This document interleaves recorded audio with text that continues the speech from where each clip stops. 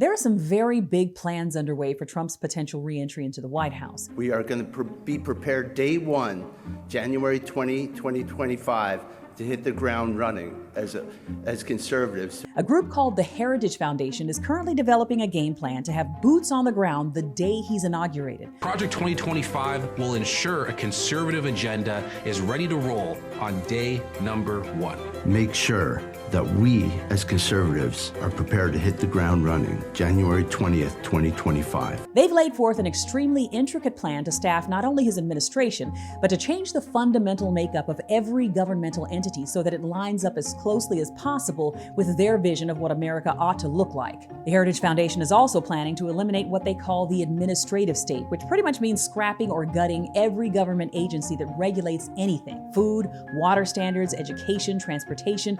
It sounds extreme, but this is literally their plan. What we're doing is systematically preparing to march into office and bring a new army of aligned, trained, and essentially weaponized conservatives ready to do battle against the deep state. They're essentially preparing to make over the government in their own image, which is a decidedly white Christian nationalist one.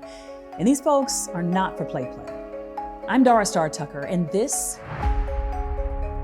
is The Breakdown. The Heritage Foundation, the nation's most powerful conservative think tank and lobby group, is gearing up for something called Project 2025. You may have heard about it.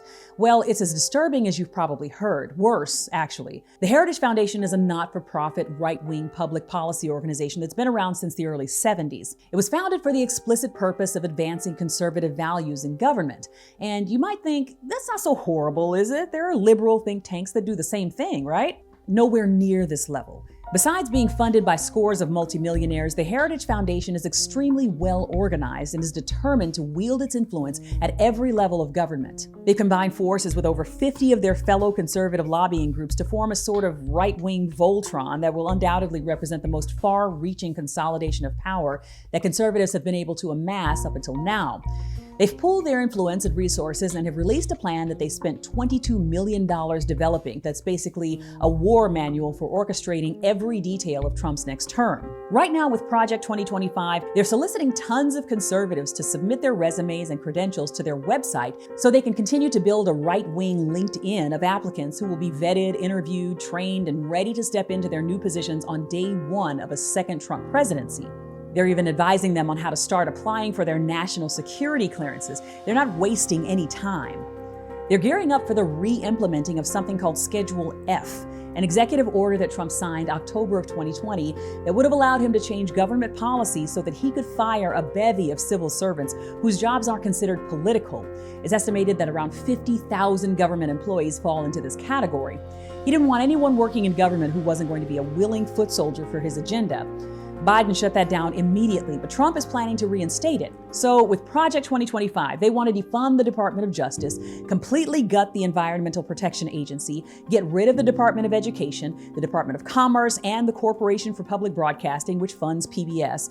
They want to get rid of the National Endowment for the Arts, get rid of the Commission on Civil Rights, get rid of anything that protects consumers, supports marginalized groups, or regulates businesses. They call those agencies governmental waste.